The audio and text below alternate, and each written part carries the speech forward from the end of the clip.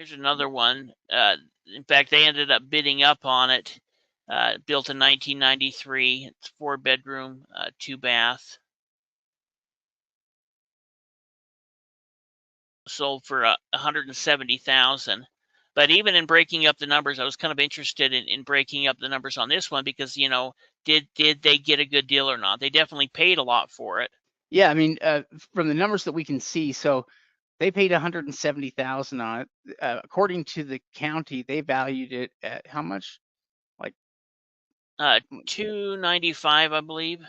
like 295. And so, yeah, it would appear, that they paid, maybe overpaid for it, at least compared to what we would at those numbers. But the numbers are probably a little bit better than that. I mean, we can see here they're estimating it at about 357. And if that's the case, they basically paid about 50% of value for it. And that's not really a bad deal, considering the fact that there's still quite a bit of profitability in this. They have the potential here to probably earn in excess of 150,000 on it. And the property looks like it's fairly usable, just like it is. So they may not need to invest much of anything in the property in order to resell it. And they're basically buying a ready to use property at that price point they're at. Yeah, in fact, when I went and Googled over top of it just to check the distance, and it seemed like it was bigger than what they're putting right here at 2100. But you can see it's really nice. It's currently being lived in. Got a sunroom here. A big huge yard. So it makes sense in why they ended up paying what they did for it, especially as we kind of break down the numbers a little more. This one's going to take under 5 years to pay off, so it's going to take more.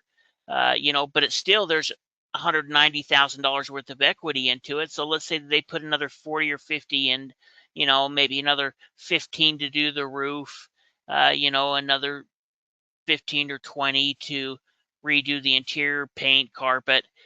Even in that case, you're still picking it up with a huge amount of equity in a home, where you're not going to be able to do that type of deal any other way than through something like a tax sale.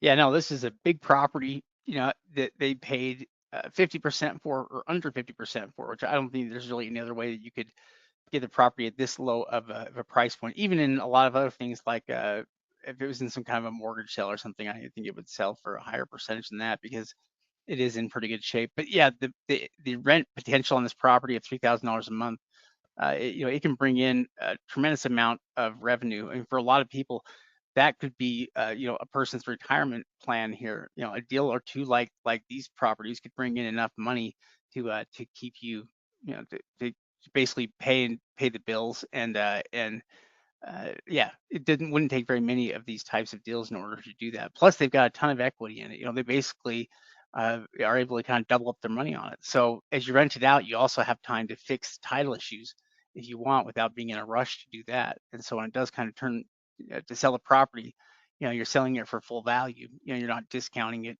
because you have a clouded title. You have an insurable title at that point.